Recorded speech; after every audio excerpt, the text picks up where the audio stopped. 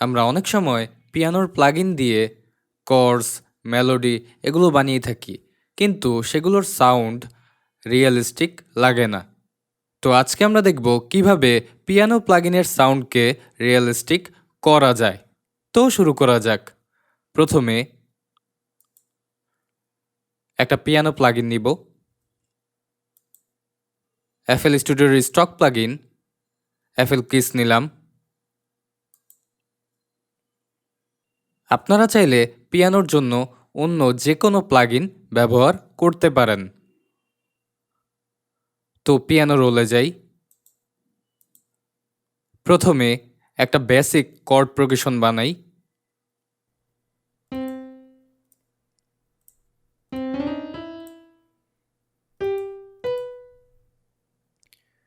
টেম্পোটাকে কমিয়ে দেই।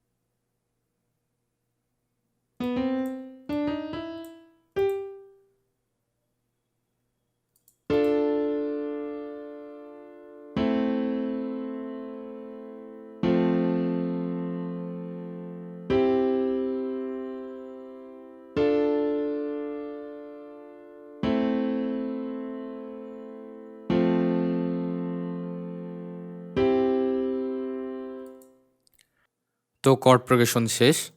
আপনারা শুনতেই পাচ্ছিলেন পিয়ানোর সাউন্ড রোবোটিক লাগছিল। তো পিয়ানোর সাউন্ডকে রিয়েল করার জন্য আমি দুটো জিনিসের উপর কাজ করব। প্রথমটা হচ্ছে টাইমিং। তো পিয়ানো যখন বাজানো হয় তখন দেখবেন হাতের আঙুলগুলো কিন্তু সবগুলো একসাথে কাজ করে না। যখন নোটগুলোতে প্রেস করা হয় তখন প্রত্যেকটা নোটের প্রেসিং টাইম কিন্তু সেম হয় না।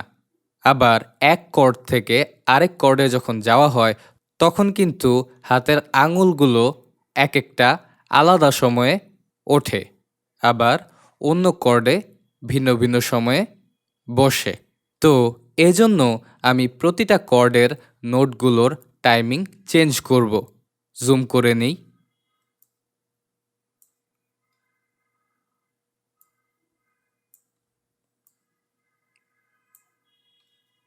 এখন এখানে আছে এ। এটাকে ধরে যদি আমি সরাই তাহলে এক বিট থেকে অন্য বিটে সরছে, কিন্তু আমি চাই একটু একটু করে যেন সরাতে পারি। তার জন্য এটাকে ধরে আগের জায়গায় নেই। কিবোর্ডের অল্ট প্রেস করে ধরে রাখলাম। এরপর মাউসে ক্লিক করে ধরে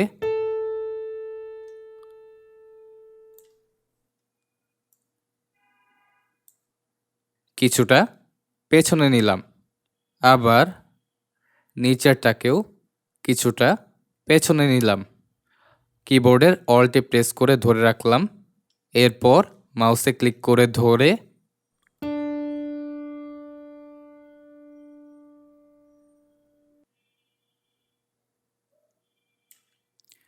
কিছুটা সরিয়ে দিলাম। এ কারণে সরালাম, পিয়ানো বাজানোর সময় যখন কর্ডের সবগুলো নোটে প্রেস করা হয় তার টাইমিং সেম হয় না। এখন বাকি কর্ডগুলোতেও ঠিক এমনটাই করব।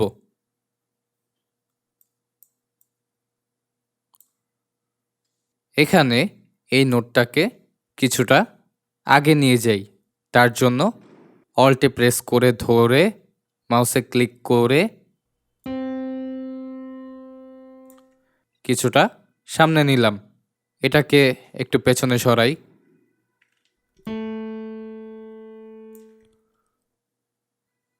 এটাকে একটু সরাই।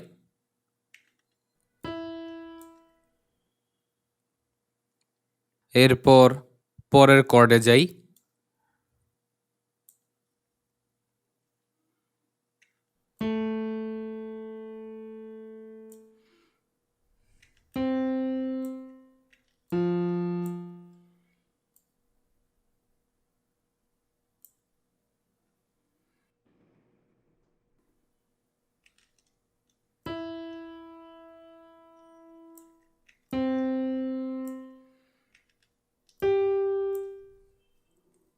আমি কিন্তু কর্ডের অ্যাটাক টাইম চেঞ্জ করলাম। এখন রিলিজ টাইমও চেঞ্জ করব।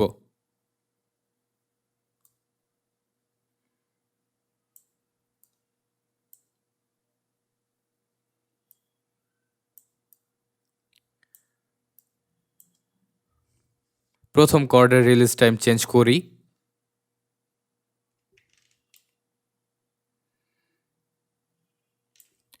অনেকটা কমিয়ে দিলাম।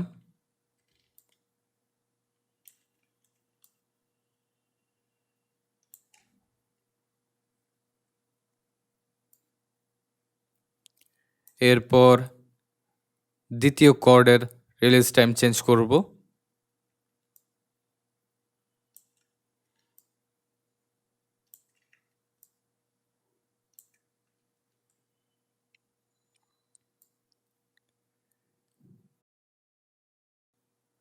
এরপর তৃতীয় কর্ড।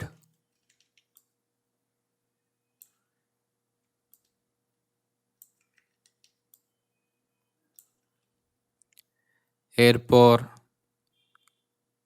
Last cord.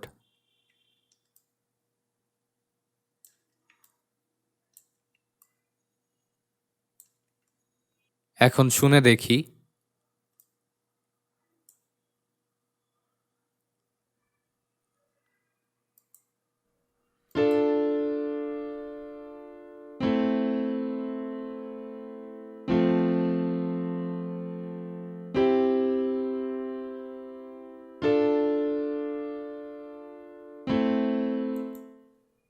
এখন প্রয়োজন অনুযায়ী কর্ডের টাইমিং আরও পরিবর্তন করব।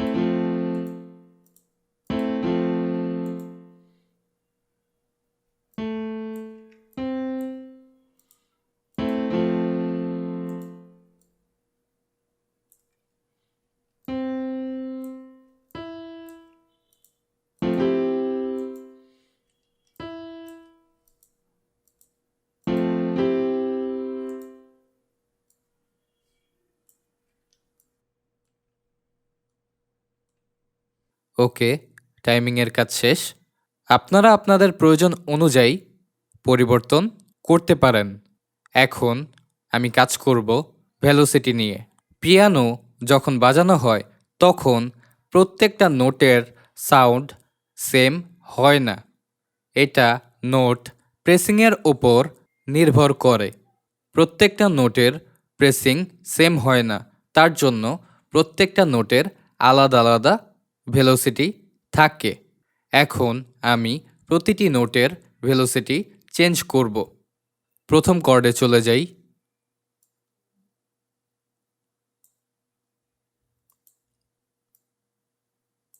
যেই নোটের ভেলোসিটি চেঞ্জ করব সেটাকে সিলেক্ট করলাম। এরপর নিচে দেখতে পাচ্ছেন যে লেখা আছে ভেলোসিটি, ড্র টুল নিলাম। এরপর এটাকে ধরে নিচে নিয়ে আসলাম। হিন্ট প্যানেলে কিন্তু দেখতে পাচ্ছেন যে কতটুকু কমাচ্ছি বাড়াচ্ছি। এখন দেখতে পাচ্ছেন লেখা আছে 70%। এটাকে আরেকটু কমিয়ে দিই। বেশি কমানো যাবে না, তাহলে এই নোটের সাউন্ড অনেকটাই কমে যাবে। সিলেক্ট টুল নিয়ে দ্বিতীয় নোটটাকে সিলেক্ট করলাম। ড্র টুল নিলাম।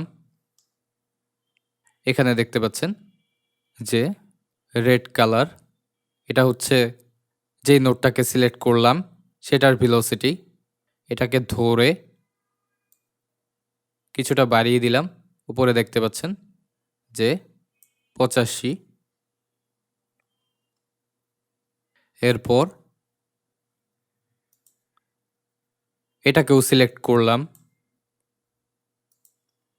এটাকে কিছুটা কমিয়ে দিই।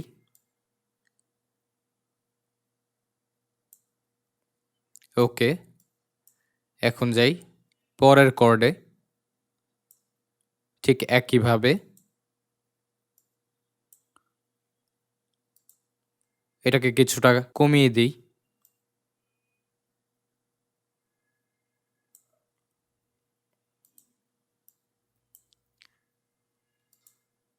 এটাকে কিছুটা বাড়িয়ে দিই।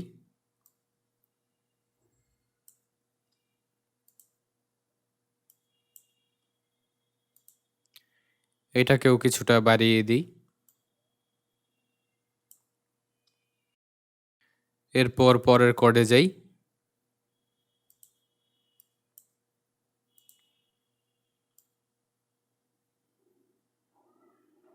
কমিয়ে দিলাম।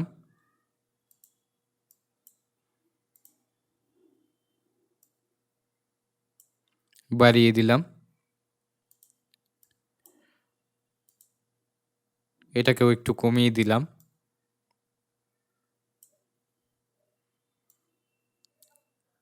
শেষ কর্ড।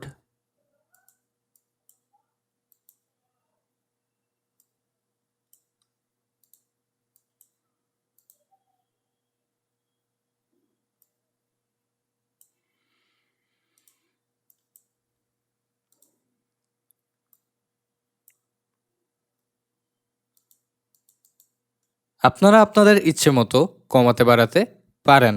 শুনে দেখি।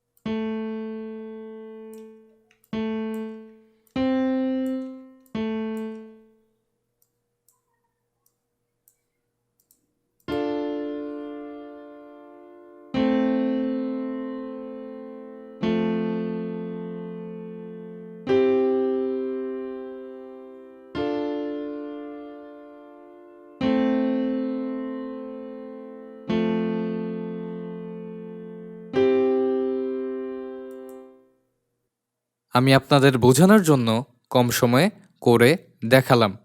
এটাকে আরও বেশি সময় দিলে আরও রিয়েলিস্টিক বানানো সম্ভব। এটা শুধুমাত্র যে পিয়ানোর প্লাগইনের সাথে করবেন এমনটা না। আপনারা যে কোনো ইনস্ট্রুমেন্টের প্লাগইনের সাথে এমনটা করে ইনস্ট্রুমেন্টের সাউন্ডকে রিয়েলিস্টিক বানাতে পারবেন। আশা করি আপনারা আজকের ভিডিওটি বুঝতে পেরেছেন।